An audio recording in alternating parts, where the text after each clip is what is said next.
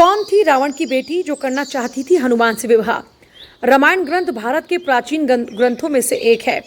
रामायण काल से जुड़ी कई कथाएं हैं जो बेहद दिलचस्प हैं।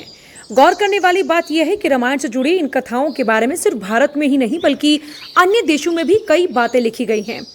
वाल्मीकि रामायण या फिर तुलसीदास जी की रामचरितमानस के अलावा अन्य देशों में अलग अलग भाषाओं में रामायण को अपने अपने तरीके से लिखा गया है।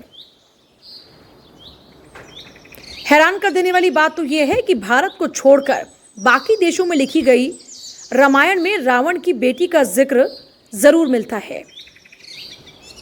श्रीलंका, इंडोनेशिया, मलेशिया, थाईलैंड, माली और कंबोडिया में लिखी गई रामायण कथा में श्री राम के अलावा रावण को भी बहुत ही महत्व दिया गया है। थाईलैंड की रामकियन रामायण और कंबोडिया की रामकेर रामायण में भी रावण की बेटी के बारे में जिक्र मिलता है और बहुत ही कुछ दिलचस्प बातें और रहस्यात्मक बातें बताई गई हैं। थाईलैंड और कंबोडिया की रामायण में रावण के 7 बेटों का उल्लेख मिलता है जो रावण की 3 पत्नियों से, जिनमें मंदोदरी, धनेमालिनी और तीसरी पत्नी से हुए थे।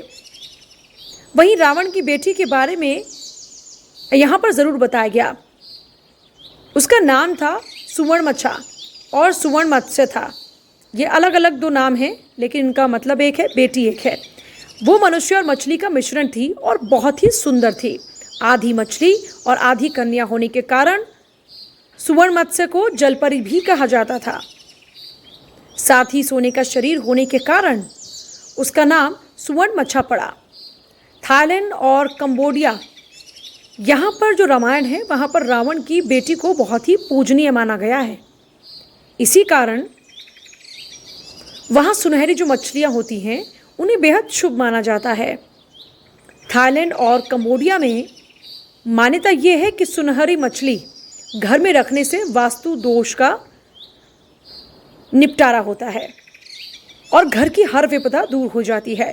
थाईलैंड और कंबोडिया की रामायण में एक उल्लेख और भी है और ये उल्लेख है रावण की बेटी को हनुमान से प्रेम होने का। वहाँ पर हनुमान से विवाह वो करना चाहती थी, इस बात का जिक्र है। जब हनुमान लंका दहन के लिए पहुँचे तब रावण की बेटी ने उन्हें देखा और जब उनकी नज़र हनुमान पर पड़ी तभी से उन्होंने हनुमान को अपने पति के रूप में स्वीकार कर लिया। माना यह जाता है कि हनुमान जी के पसीने को जिस मछली निगला था उसके कारण हनुमान पुत्र मकर ध्वज का जन्म हुआ था। वो मकड़ी रावण की बेटी ही थी। हालांकि दुनिया भर में लिखी गई जो सभी रामायण हैं वाल्मीकि रामायण से ही वो प्रेरित हैं और उन्हीं को आधार मानती हैं। अन्य रामायण कथाएं और भी लिखी गई लेकिन सभी में रावण की बेटी का जिक्र होता है।